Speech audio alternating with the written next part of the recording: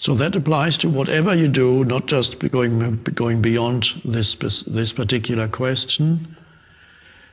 You have to be vigilant to see if your actions, any given moment, even simple things, running errands, things you do every day, you need to be vigilant to see whether they are no more than a means to an end.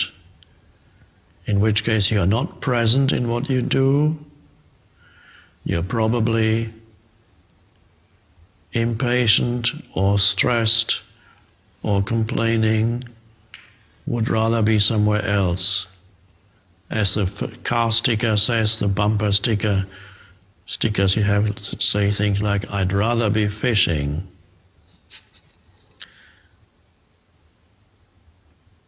And if your mindset is, I'd rather be, even when you're fishing, you won't be happy for very long, and then very quickly you'd rather be sitting in your car, driving somewhere exciting.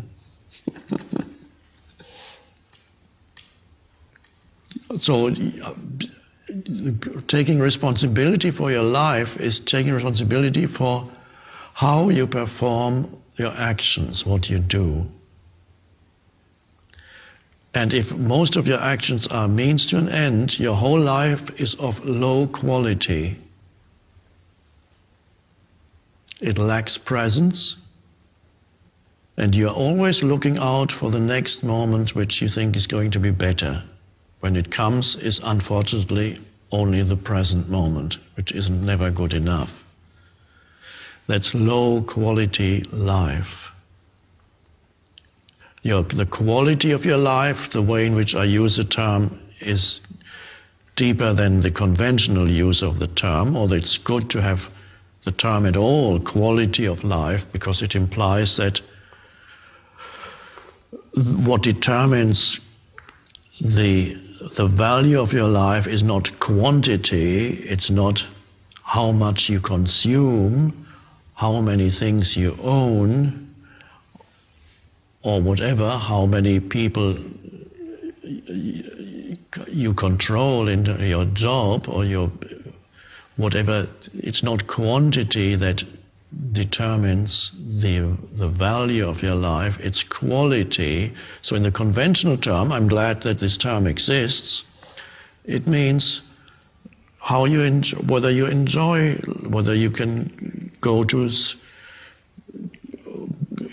have quality time with another human being, which means attention, quality activities where you're not just working all the time but doing other things. They have the quality of life for cities. Every year they have a list, I don't remember who publishes it or how they determine it, but it's an attempt to determine how pleasant it is to live or how unpleasant it is to live in a particular city. Many factors contribute to that. So that's a good thing, but the way in which I use quality goes even beyond that. Well, it is connected somehow, but it goes deeper.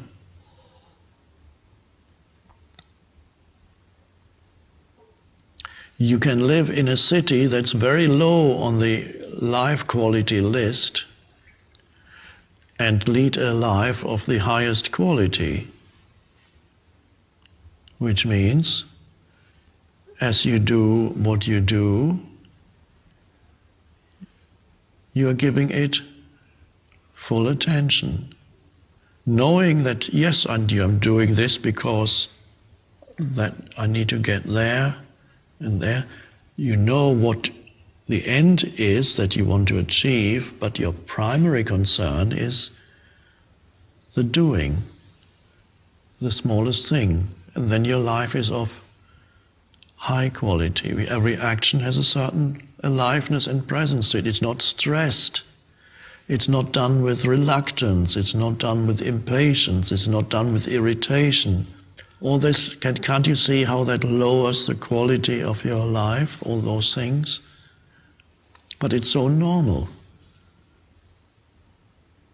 But you can do the same thing.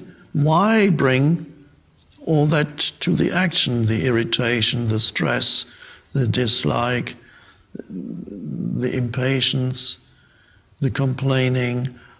Why? What purpose does it? It has no real purpose except it strengthens your false sense of self.